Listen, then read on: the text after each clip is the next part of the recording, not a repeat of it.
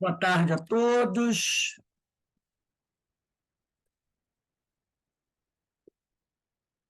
Estamos nós reunidos aqui na Sociedade de Estudos Espírito Francisco de Assis para mais uma tarde de estudos, de aprendizado. E nesse horário das 5h30, nós estudamos essa obra, Devassando o Invisível, de Ivone do Amaral Pereira. E nós estamos estudando o capítulo que trata de O Amigo Beletrista. O Amigo Beletrista. Nós já estamos avançados nesse capítulo. Mas antes de iniciarmos o nosso estudo, vamos agradecer a Deus, a Jesus, pelas bênçãos que recebemos, por toda essa ajuda que o Mestre tem nos concedido, o amparo dos espíritos amigos estão sempre ao nosso lado, nos orientando, nos consolando, nos amparando, e pedir ao Pai que, por acréscimo de misericórdia, auxilie os nossos irmãos do Rio Grande do Sul, nossos irmãos de Marrocos, que estão atravessando momentos muito difíceis, com os acidentes naturais que aconteceram no sul, as chuvas, em Marrocos, o terremoto, há muitas pessoas sofrendo, muitas pessoas desamparadas, pessoas que perderam seus familiares, seus bens materiais, algumas em Marrocos já passando fome, porque não tem como sobreviver esses dias, que ajuda, né? Muito, as pessoas do mundo inteiro estão mandando ajuda para Marrocos, como aqui no Brasil também muitas doações estão indo para os nossos irmãos do Sul, que esses irmãos, Senhor, tenham força, coragem e que recebam sempre a sua proteção para poder se reerguerem e continuar a sua caminhada, a sua vida, que esse momento de dor, Senhor, seja muito aliviado, porque são muitas pessoas que estão sofrendo, que nós possamos sempre dirigir nossas preces para esses irmãos mais sofridos. E assim, Senhor, envolvido por essas bênçãos que caem do alto sobre cada um de nós, não importa onde estejamos, te pedimos amorosamente que nos permita dar por iniciado o nosso estudo da tarde de hoje. Graças a Deus. Bem, vamos lá começar aqui o nosso estudo, né, do livro Devassando Invisível, de Dona Ivone do Amaral Pereira. A Dona Ivone, no capítulo, no parágrafo onde vamos iniciar, diz assim: declaramos ter como instrutores e mestres espirituais responsáveis por nosso progresso da existência presente, pelo menos espíritos hindus e egípcios. Então, a Dona Ivone, ela tem, né, um grupo de espíritos orientais que ajudam muito a ela nesses trabalhos. Então, ela faz parte dessas falanges, né? Talvez por isso estas particularidades de iniciação rigorosa resultem dos métodos das escolas a que tais instrutores se prendem no espaço, como se prenderam na Terra. Porque nós sabemos, pelos que já estudamos, já ouvimos falar, que a iniciação dos sacerdotes egípcios com seus pupilos era muito dura. Não era coisa pouca, não. Inclusive, os faraós, né, também faziam parte, que recebiam essa iniciação. E era coisa assim, sabe, de uma rigidez muito grande. Pelo menos que eu já ouvi falar sobre os egípcios. Sobre os hindus eu não conheço muita coisa, não. Mas a gente sabe também, né, quando a gente estuda alguma coisa sobre os tibetanos, também a gente sabe que ali também não é, a coisa também é meio difícil, né? Ali também a coisa é complicada, é bem difícil, é muito rigorosa. Aí ele diz aqui, ela continua, e não seja o fato ou exigência de ordem tão geral como se poderia supor. O certo é que até mesmo nossos estudos doutrinários nossos trabalhos espirituais, nossas leituras e até passeios e diversões são por eles dirigidos. Quem leu aquele livro, tem um livro da Dona Ivone Pereira, de perguntas e respostas. Eu esqueci o nome agora. Eu me lembro que quando eu dirigi a mesa mediúnica, teve um final do ano, eu comprei um livro desse e dei para cada um membro da mesa mediúnica. Se a Eloá tivesse aí, ela lembrar. Aonde a Dona Ivone, a Denise acho que tem também. São entrevistas feitas com ela. Pessoal da Rádio Rio de Janeiro, pessoal da Cruzada dos Militares Espíritas, me fugiu o nome agora. Ele está ali, mas não dá para eu buscar.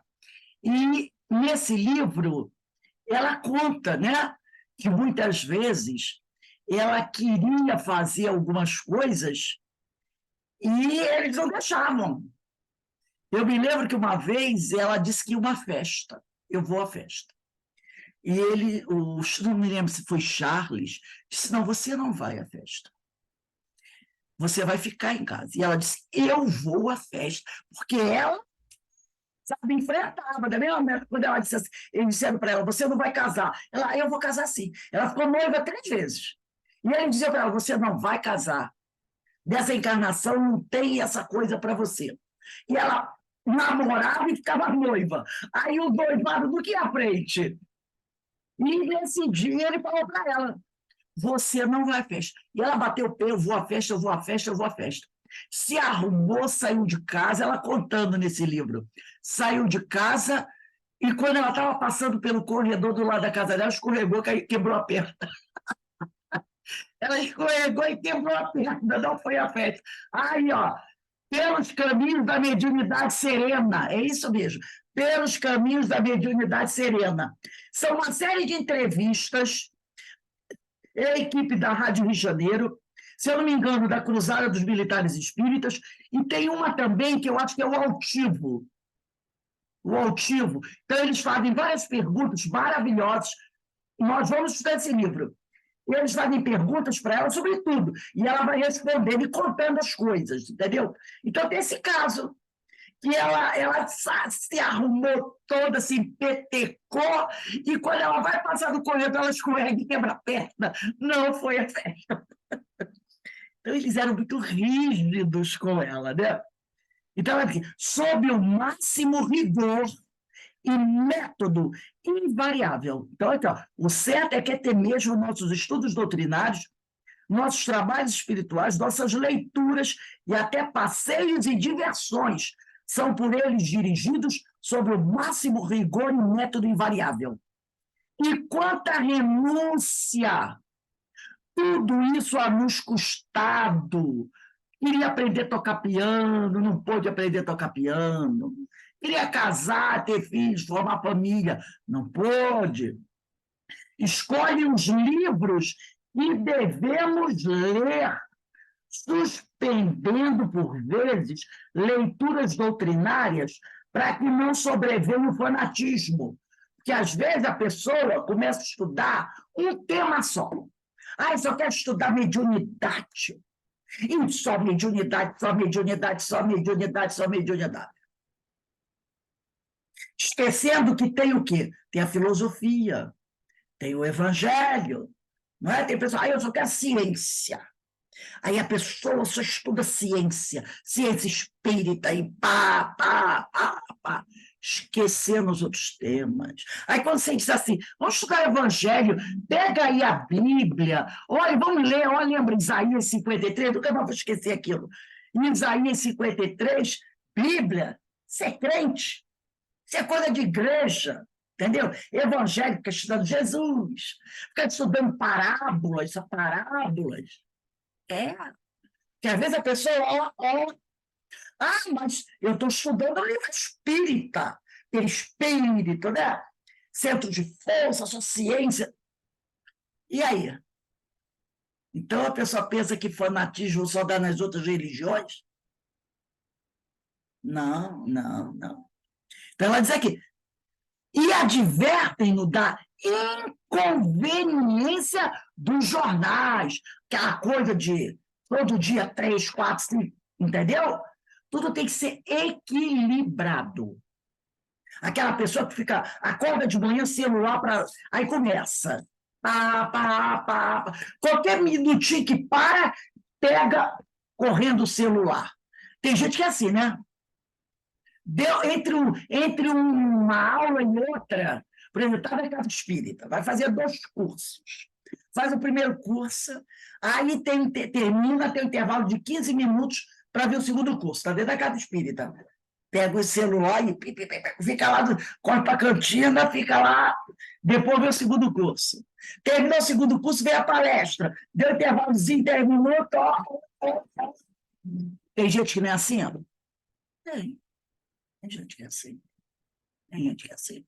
Aí diz assim, não, estou vendo mensagem espírita. Estou vendo mensagem espírita. Entendeu? Então a gente tem que tomar cuidado, é isso aí. Aí ela diz aqui, né?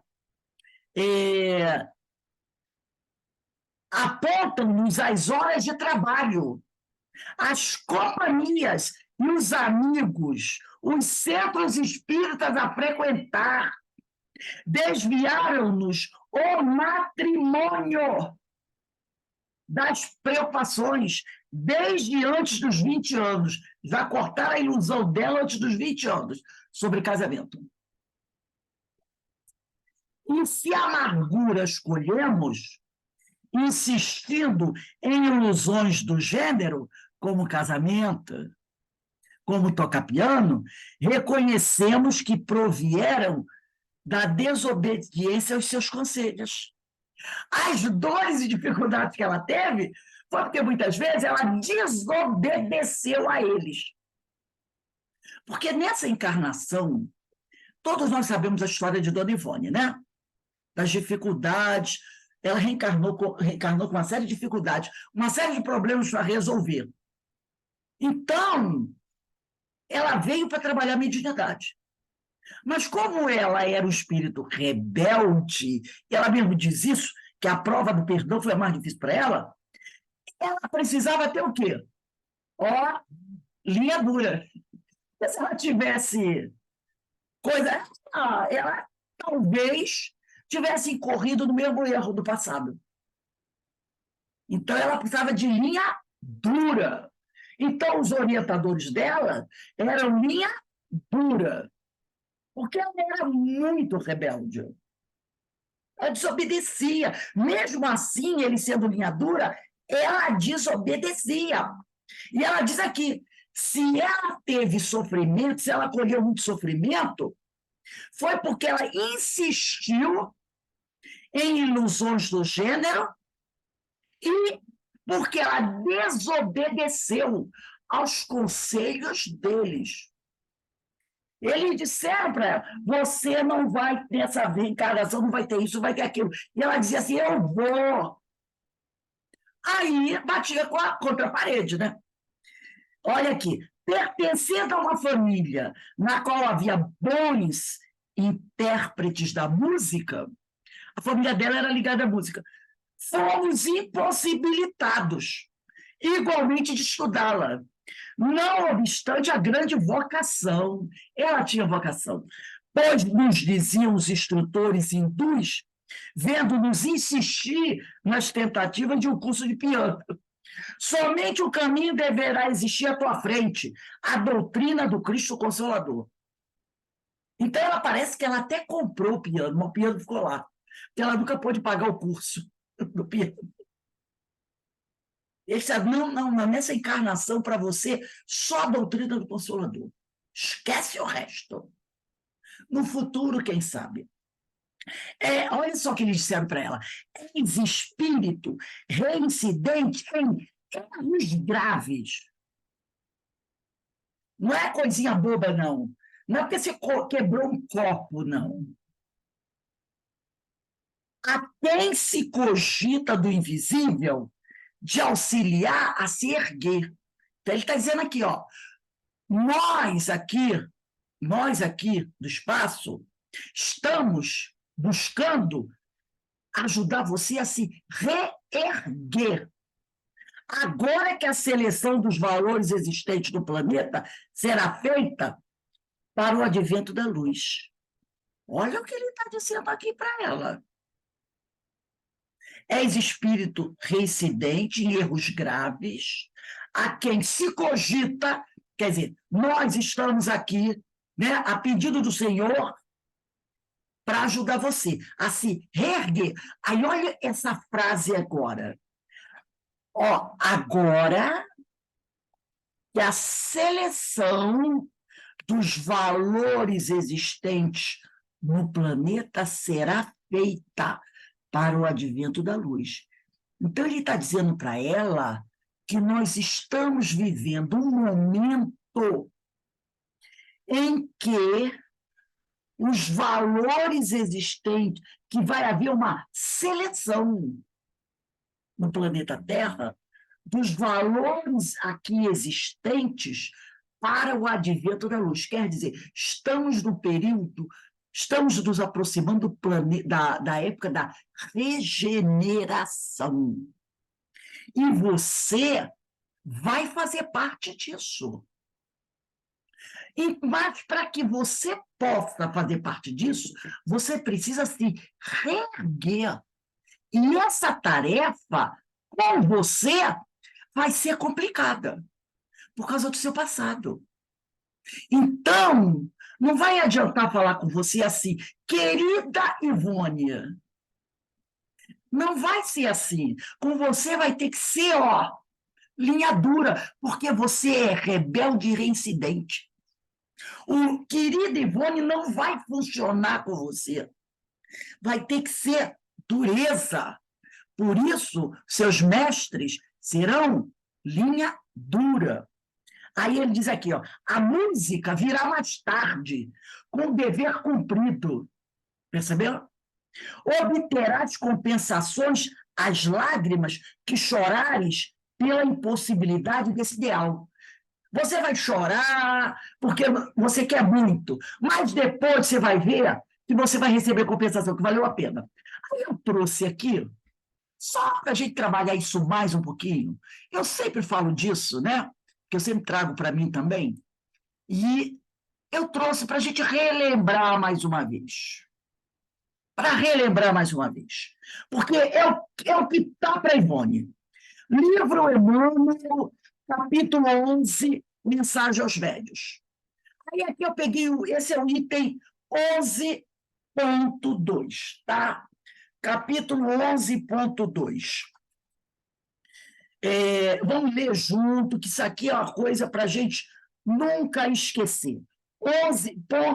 Capítulo 11, Mensagem aos Médios, item 11.2. Quem são os médios da sua generalidade? Emmanuel, o grande amigo, nosso instrutor, diz assim: os médios, em sua generalidade, não são missionários na acepção comum do termo. Olha aí o exemplo de Ivone Pereira.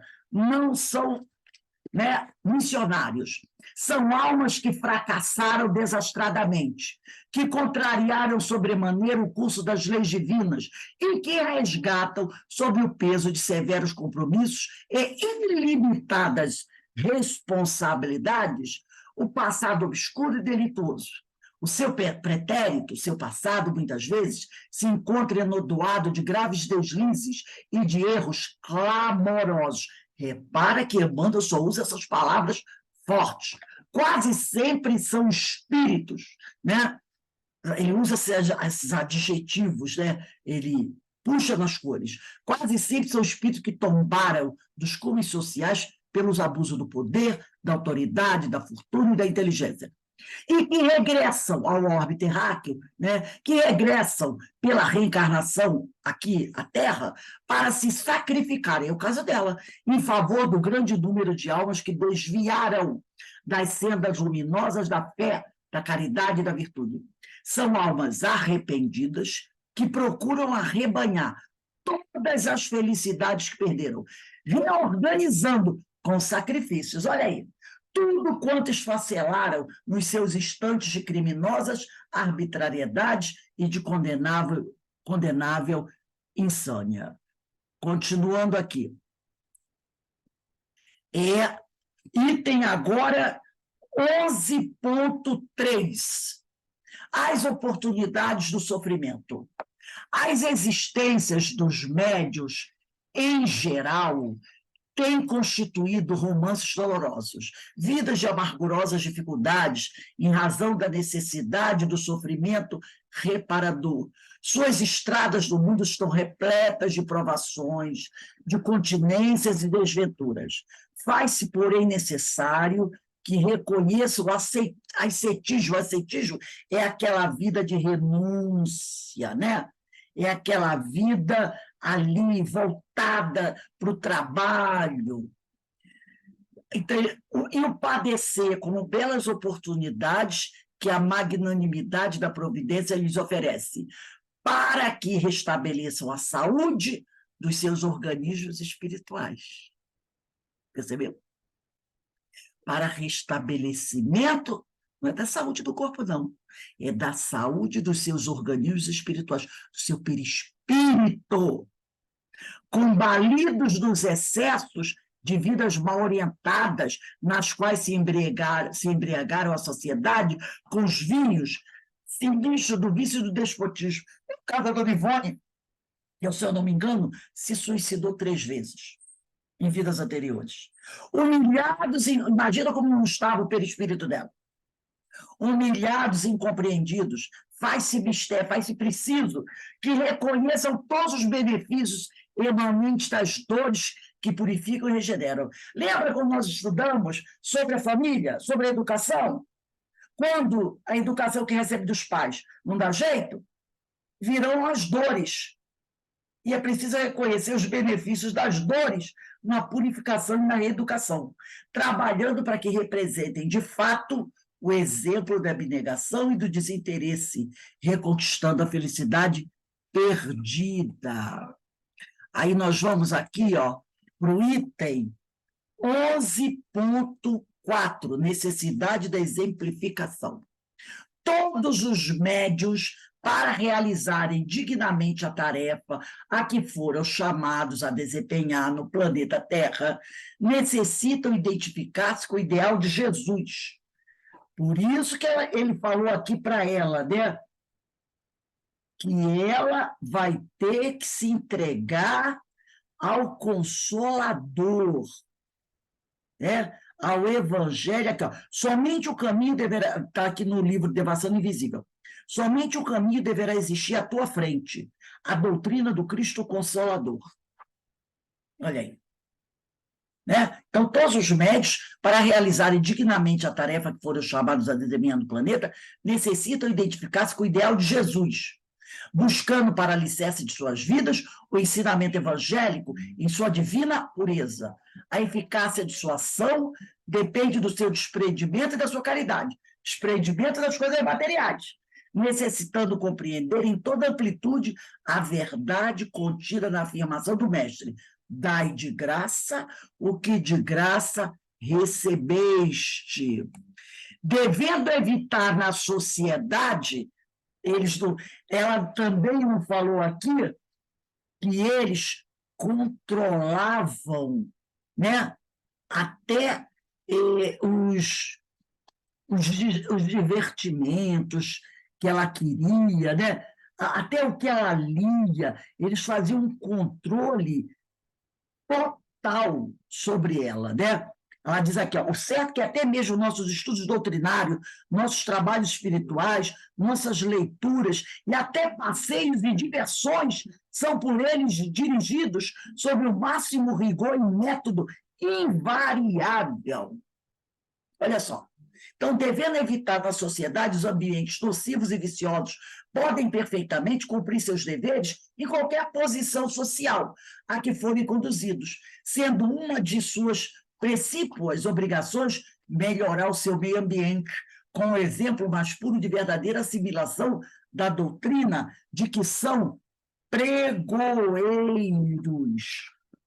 Então, olha só como a coisa corre. Não deverão encarar a mediunidade como um dom ou como um privilégio, não devem se considerar escolhidos, sim como bendita possibilidade de reparar seus erros de antanho, do passado, submetendo-se dessa forma com humildade aos alvitres e conselhos da verdade, cujo ensinamento está frequentemente numa inteligência iluminada que se nos dirige, mas que se encontra igualmente numa aprovação que, humilhando, esclarece ao mesmo tempo. O espírito enchendo-lhe, desculpe, mas que se encontra igualmente numa aprovação que, humilhando, esclarece ao mesmo tempo o espírito, enchendo-lhe o íntimo com as claridades da experiência. Então, ela diz aqui, né? Ninguém não se considere privilegiado, tá? Você está tendo uma oportunidade de reparar seus erros com humildade, então submeta-se aos conselhos, né, dos amigos espirituais, né, e esses ensinamentos, cujo ensinamento está frequentemente numa inteligência iluminada que se nos dirige, tá? Mas que se encontra igualmente numa provação que, humilhando, esclarece ao mesmo tempo o espírito, enchendo-lhe o íntimo com as claridades da experiência. Então, aqui, Emmanuel deixa muito claro a situação de certos espíritos, de certos médiuns. É o caso aqui da dona Ivone Pereira. Não tem o que tirar. Tudo que ele falou aqui se encaixa no que a dona Ivone falou sobre a vida dela, sobre o que ela passou. Se encaixa perfeitamente. Vamos voltar ao Devassando Invisível. E, com efeito, diz dona Ivone, temos tido essas compensações, né? Quando, nos dias atuais, vemos diante de nós, caridosamente materializados, para que nos seja possível enxergá-los detalhadamente, esses abnegados mestres de iniciação, belos e sábios, a quem veneramos com todas as forças da alma. Então, quando ele disse no parágrafo anterior, obterás compensações, ela disse, as lágrimas que chorares pela impossibilidade desse ideal. O amigo espiritual disse para ela. E ela disse, realmente, hoje eu tenho essas compensações. Eu posso ver esses irmãos. Aí ela diz assim, aos ternos amigos, Bezerra de Menezes, Charles, Frederic Chopin, Leon Denis, Leon Tolstói e muitos outros, cujos nomes jamais foram revelados. Tem aqueles que nunca se identificaram. O carinho que nos dispensam, a dedicação e bondade de que cercam o nosso espírito. Todos os amigos do plano invisível, desde esses mestres até pobres sofredores e criminosos, recém-convertidos, aos quais temos podido socorrer, sob a direção dos nossos guardiões, são hoje a melhor recompensa às provações e aos desgostos que acompanharam a nossa vida desde o berço. Então, tem aqueles a quem ela ajudou e se tornaram amigos dela. Poxa, é tão bom ver uma pessoa que estava tão desesperada e que ela ajudou e que hoje está bem melhor e se tornou um amigo. Tudo isso são as compensações que eles prometeram a ela. Aí ela continua aqui dizendo, né? Muito jovens ainda, quando ela estava bem jovenzinha ainda, obtínhamos do além muitos ditados de ordem particular para sofredores do corpo e do espírito. Desde jovem, desde os 12 anos, que dona Ivone está trabalhando em casa espírita. Parece que ela começou com 12 para 13 anos. Então, para sofredores do corpo e do espírito, num posto mediúnico de antiga assistência aos necessitados. E também os esboços das primeiras obras destinadas ao público, recebendo ordem do espaço para conservá-los à espera de oportunidade para possível publicação. Então, ela recebeu muita coisa, mas não foi autorizada a publicar. Disseram para ela, guarda aí. Memória Suicida foi um deles, né? Certa noite, após o receituário no posto mediúnico do Centro Espírita de Lavras, Serviço que, por esse tempo, era diário, apresentou-se à nossa visão um espírito, cuja configuração perispirítica mais se assemelhava a um homem terreno do que mesmo a um habitante do invisível. Disse-nos ele, sem rodeios, haver vivido no Rio de Janeiro e em São Paulo, e ter desencarnado do ano de 1911. Negou-se, no entanto, a declinar o nome, embora lhe houvéssemos solicitado a fineza de não o esclarecer, porquanto ainda hoje não gostamos de tratar com espíritos anônimos. Então, todo espírito que se apresentava, ela queria saber quem era o seu nome, de onde você vem. Mas alguns não queriam declinar o nome, né?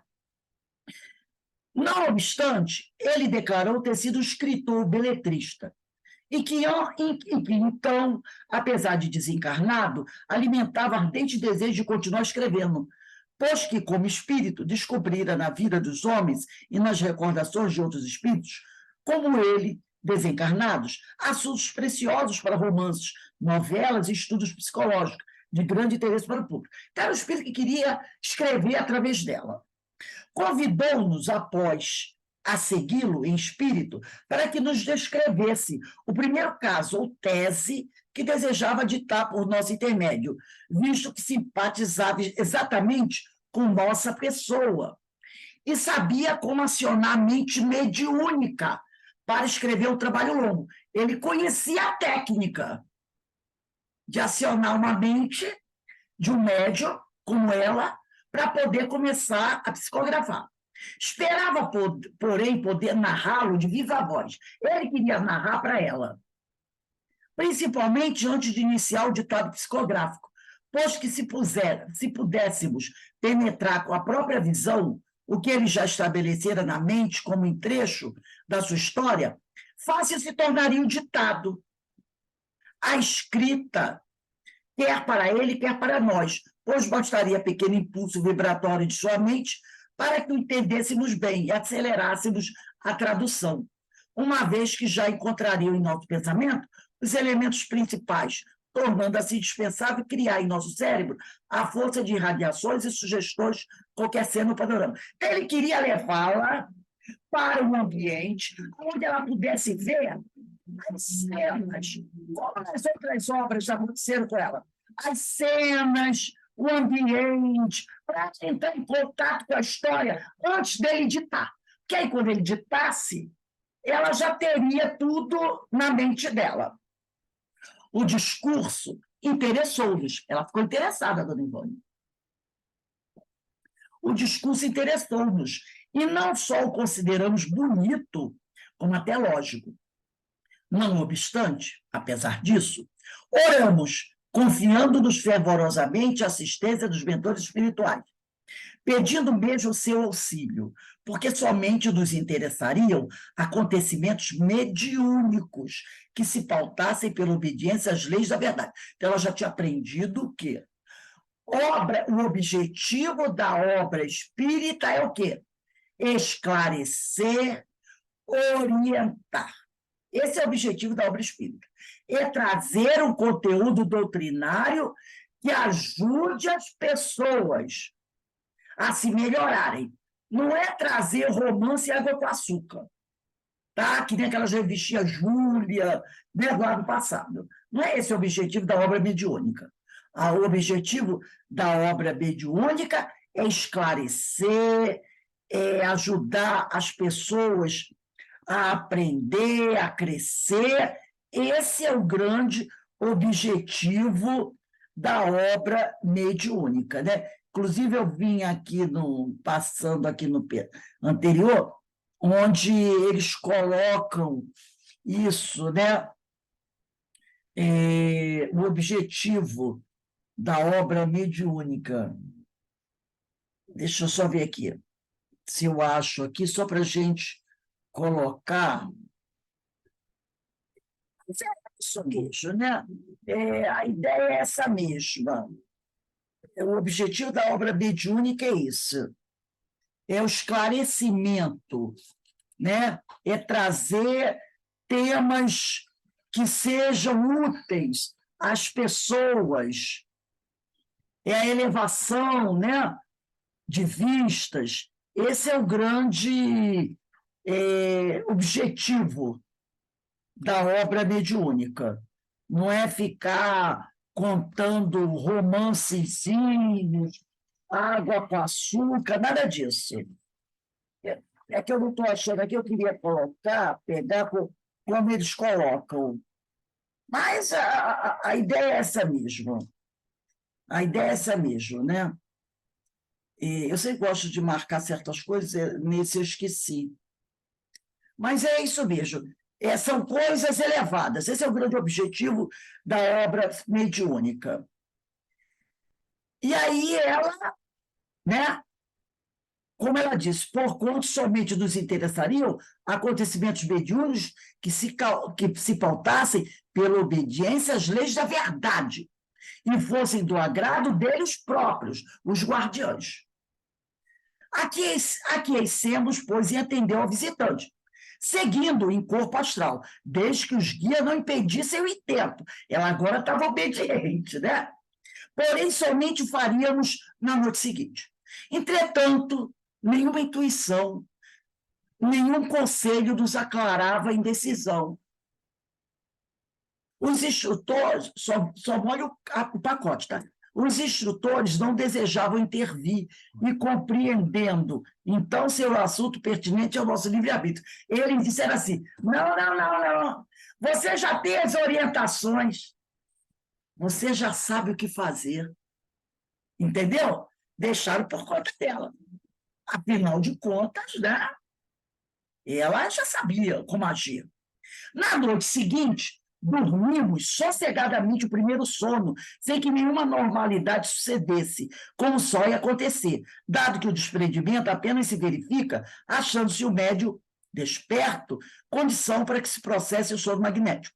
Poucos minutos depois da meia-noite, porém, havendo despertado naturalmente, distinguimos à beira do nosso leito o espírito que se apresentava na véspera, ao qual chamaremos beletrista, a falta de um nome que melhor o qualifique, porque ele não deu nome. E em seguida caímos em transe letárgico, no arrebatamento do espírito para o plano invisível. O processo para o desdobramento verificou-se exatamente como se dá sob a direção de Charles, dos hindus ou de Bezerra de Menezes, o que leva a crer tratar-se de mecanismo próprio da faculdade em si mesmo, que independe de agentes superiores para seu exercício. É uma coisa mecânica, automática. De outro modo, acreditamos que a vigilância daqueles excelentes amigos se verificava a respeito do caso, sem, contudo, tornar-te suspeitada sequer pela intuição, pois assim mesmo deveria ser, uma vez que se tratava de prova de responsabilidade, um testemunho cuja gravidade o próprio leitor avaliará dentro em breve.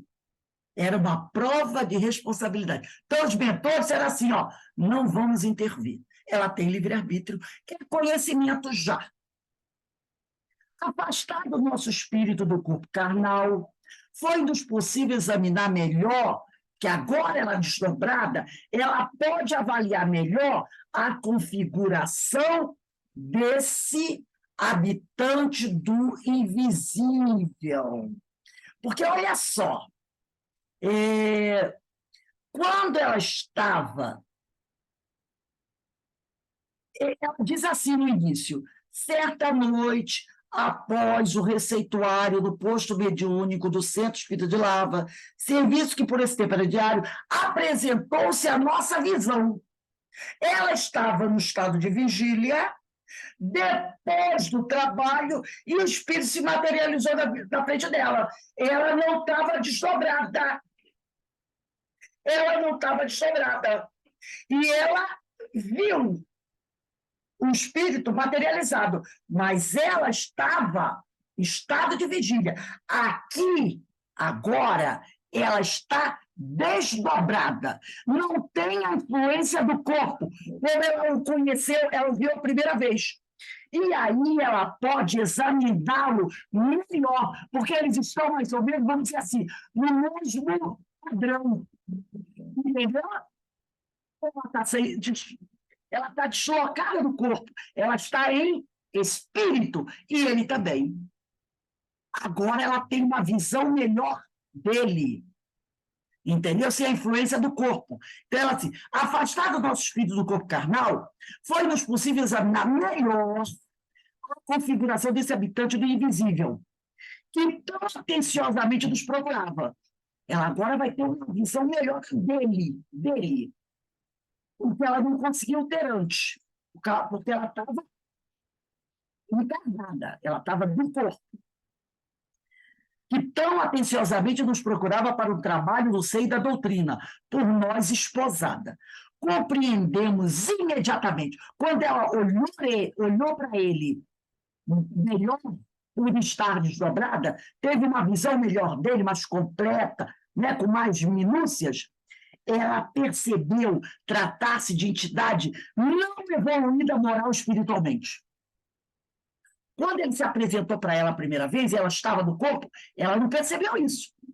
Mas agora, livre do corpo físico, mais independente, ela percebeu que ele era uma entidade não evoluída moral espiritualmente, conquanto não fosse igualmente nociva. Não era mal, mas não era evoluído, ou uma individualidade de ordem muito inferior. Não era. Mas deu para perceber que ele não era evoluído espiritualmente. Realmente apresentava-se medíocre. Gente, medíocre é uma coisa, né? Ela usou a palavra, né? Forte. Medíocre. Quer dizer, o interesse dele qual era? Coisinhas, futilidades. Medíocre. E não, ele não estava interessado em coisas elevadas espiritualmente. Né? Então, ela diz aqui, medíocre, visto não ser evangelizada. Não era uma entidade evangelizada. Não está espiritualizada. Intelectualmente, seria adiantada. Tinha conhecimento, era intelectual, tinha instrução. Dado que for um escritor, um homem douto, intelectual, pois que fora também médico na terra, inteirando-nos nós desta particularidade. Quando ela percebeu essa particularidade, não porque ele, o espírito, não a revelasse, ele não falou isso para ela, mas graças ao anel de grau que lhe cintilava do dedo anelado da mão esquerda. Ela viu o anel de grau dele, de médico, ela percebeu. Espiritualmente, porém, vulgaríssimo. E ela usa os superlativos, né? Vulgaríssimo, necessitado de tudo, visto que estávamos já no ano de 1930, e ele confessava haver deixado o fardo carnal em 1911. Entendeu? Então, ele já estava há quase 20 anos desencarnado e permanecia da mesma maneira na questão moral. Sem, no entanto, ter abandonado ainda os perímetros terrenos, o que, aliás, se deduzia de sua aparência fluídica pesada. Então, ela pensou assim, poxa, quase 20 anos desencarnado, ela pode ter dado uma melhorada, não era? Mas não. A túnica perispiritual, os fluidos, a sua atmosfera espiritual era pesada, era densa, provando que ele continuava o mesmo. Aí eu trouxe aqui, né, essas situações. Ela aqui está dizendo que ela era jovem ainda, né, mas já tinha um certo conhecimento. Esse contato com espíritos assim, outro grande trabalhador também teve. E conseguiu perceber esse tipo de coisa, esse contato com esses espíritos, né? Que se aproximam muitas vezes de nós para nos testar, para até nos dar uma certa orientação, mas que nós temos que já, pelo conhecimento que já apresentamos, conhecimento espiritual, conhecimento doutrinário, saber fazer a seleção, saber observar. Eu trouxe aqui, do livro Obras Póstumas, um trecho muito interessante. Muito interessante. Se trata de Kardec. Quando Kardec começa a entrar em contato com a doutrina, ou melhor, com aqueles fenômenos das mesas girantes. Dia ele foi convidado, ele não era espírita ainda, né? Ainda estava entrando em contato com algumas coisas. E ele foi convidado pelo amigo ver o fenômeno das mesas que giravam. Tá? Então, está lá no livro Obras Póstumas. Foi aí que, pela primeira vez, Kardec falando, não era Kardec ainda, era Hippolyte Léon Denisard Rivaio, presenciei o fenômeno das mesas que giravam. Saltavam e corriam em condições tais que não deixavam lugar para qualquer dúvida. Assisti, então, a alguns ensaios muito imperfeitos, de escrita mediúnica numa ardósia, com auxílio de uma cesta. Lembrando que Kardec já era um intelectual, tá? Minhas ideias estavam longe de precisar-se, mas havia ali um fato que necessariamente decorria de uma causa. Eu entrevia naquelas aparentes futilidades, no passatempo que faziam daqueles fenômenos, qualquer coisa de sério. Ele percebia que tinha alguma coisa ali que ele podia explorar e pesquisar, como que a revelação de uma nova lei. E tomei a mim estudar a fundo.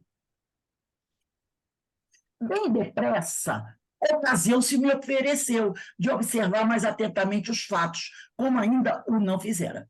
Numa das reuniões da senhora Plaine Mason, travei conhecimento com a família Baudin, né? Que residia, então, à rua Rochechouart. O senhor Baudin me convidou para assistir às sessões hebdomadárias, semanárias, né? Que se realizavam em sua casa, e às quais me tornei, desde logo, muito assíduo.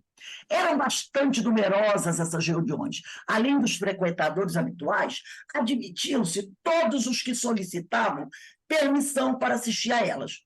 Os médios eram as duas senhoritas Botan, que escreviam numa ardósia com auxílio de uma cesta chamada carrapeta, que se encontra descrita em O Livro dos Médios. Esse processo, que exige o concurso, a ajuda de duas pessoas, exclui toda a possibilidade de intromissão das ideias do médium. Aí tive ensejo de ver comunicações contínuas e respostas a perguntas formuladas, algumas vezes até perguntas mentais, que acusavam de modo evidente a intervenção de uma inteligência estranha. Então, às vezes, a pessoa fazia pergunta mental e a outra psicografava. Eram geralmente frívolos os assuntos tratados. Os assistentes se ocupavam principalmente de coisas respeitantes à vida material, ao futuro, numa palavra, de coisas que nada tinham de realmente sério. Eram só futilidades, né? As reuniões, as mensagens, as perguntas. Curiosidade e divertimento eram os móveis capitais de tudo, era o objetivo de todo mundo. Quer se divertir, saber uma coisa, só bobageira. Dava o nome de Zéfiro o espírito que costumava manifestar-se. Naquela reunião, o espírito que dava as mensagens, ele se chamava Zéfiro, o espírito que costumava manifestar-se, nome perfeitamente acorde com o seu caráter e com o da reunião. Entretanto, era muito bom e se dissera protetor da família. Se com frequência fazia rir, então era o espírito que de vez em quando contava piadas e todo mundo caía na risada. Ele também sabia, quando preciso, dar ponderados conselhos. Quer dizer, não era um espírito mau, como o beletrista aqui, né? E manejar, se ensejo se apresentava, o epigrama espirituoso e mordaz. Era também irônico, muitas vezes. Relacionamos. Kardec se relacionou com Zéfiro. De pronto, relacionamos-nos de pronto. E ele me ofereceu constantes provas de simpatia. Estava um amigo dele. Não era um espírito muito adiantado. Porém, mais tarde, assistido por espíritos superiores, esse espírito foi auxiliado por espíritos superiores. E me auxiliou nos meus trabalhos. Depois disse que tinha de reencarnar, e dele não mais ouvi falar. Foi nessas reuniões que comecei os meus estudos sérios de espiritismo, menos ainda por meio de revelações, do que de observações. Apliquei essa nova ciência, como fizera até então, um método experimental. Nunca elaborei teorias preconcebidas. Observava cuidadosamente, comparava, deduzia consequências, nos efeitos procurava remontar as causas, por dedução e pelo encadeamento lógico dos fatos, não admitindo por válida uma explicação, senão quando resolvia todas as dificuldades da questão. Foi assim que procedi sempre em meus trabalhos anteriores, desde a idade de 15 a 16 anos. Compreendi, antes de tudo, a gravidade da exploração que ia empreender. Percebi naqueles fenômenos a chave do problema tão obscuro e tão controvertido do passado e do futuro da humanidade. A solução que eu procurara em toda a minha vida era, em suma, toda uma revolução nas ideias e das crenças. Fazia-se mister necessário, portanto, andar com a maior circunspeção, com a maior responsabilidade e não levianamente. Ele não poderia se dar ao luxo de ficar lá brincando com espíritos como Zéfiro, com outros, né? Porque Zéfiro foi reencarnar, poderiam surgir outros, como Beletrista, como Ivone começou a perceber. Tá? Então, era uma revolução nas ideias. Então, ele fazia necessário, portanto, andar com maior responsabilidade, seriedade, e não levianamente, ser positivista e não idealista, para não me deixar iludir. Então, eu trouxe aqui esse texto, porque mostra que Kardec, no início da sua caminhada, da sua trajetória, também entrou em contato com espíritos assim. Espíritos que não eram maus, mas eram espíritos que até tinham conhecimento, mas que moralmente e espiritualmente não eram evoluídos como Zéfiro, que se dava brincadeiras com a família, né? Fazia brincadeira, contava piadas, todo mundo caía na gargalhada. Alguém imaginou Emmanuel contando piadinha para a Assembleia cair na gargalhada? Né? Também, às vezes, também falava coisas sérias, outras vezes, né? Era crítico de alguém, fazia certos deboches. Isso não é comportamento de espírito elevado. Certo? Então, a gente está vendo que, da mesma maneira que Dona Ivone teve já, né, vamos dizer assim, aquele cuidado, e a gente vai, semana que vem, a gente vai continuar, bota aí, 18 de março, nesse parágrafo, uma vez completado, aí 18 de março, a gente vai com 18 de setembro, né, nesse parágrafo, uma vez completado o desdobramento. A gente vai ver, estou dando spoilerzinho, que ela vai ter o cuidado de não se deixar envolver por esse espírito. O mesmo cuidado que teve Kardec, quando percebeu que aquele espírito não era muito elevado. Não poderia trazer para ele informações, conteúdo que ele precisava. Apesar do espírito ter ajudado ele, ajudou com a ajuda dos outros. Porque o Zéfiro sozinho não poderia dar uma base a Kardec. Ele vai, mais tarde, até no Espírito, vai dizer, mostrar ele trabalhando ali com Kardec, mas tendo o amparo da espiritualidade. Mas veja que Kardec também entrou em contato com esse tipo de espírito. Mas teve bastante discernimento para saber até onde ele poderia ir com esse espírito. Entendeu? Porque para fazer um trabalho sério, ele precisava ter o quê? Ao lado dele, pessoas sérias. Né? Então, eu achei interessante isso para a gente ver, né, que isso acontece.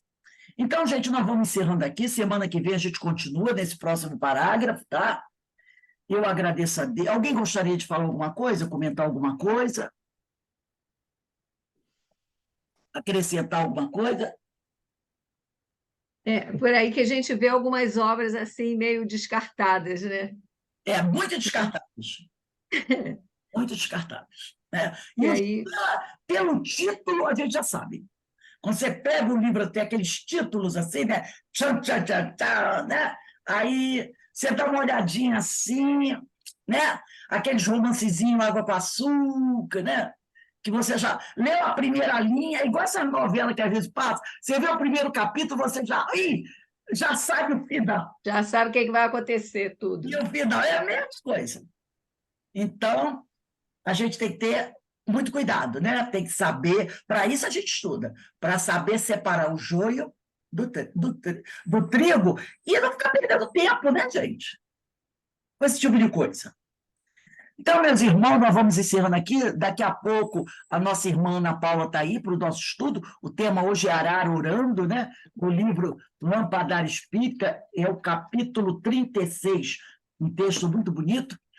E vamos agradecendo essa oportunidade que nós estamos tendo de aprender, porque se muito é dado, a quem será muito cobrado.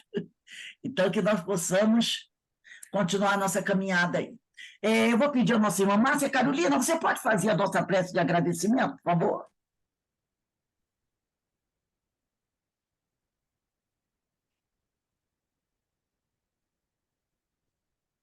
A Márcia está aí?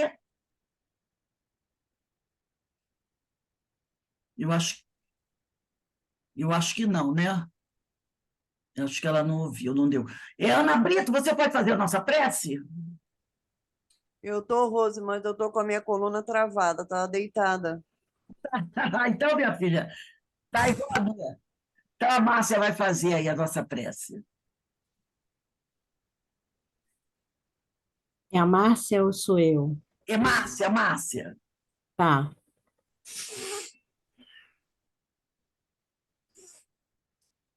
Vamos elevar nossos pensamentos a Deus, nosso Pai maior, Pai da vida, para agradecer por esses momentos de reflexão, de tantos ensinamentos.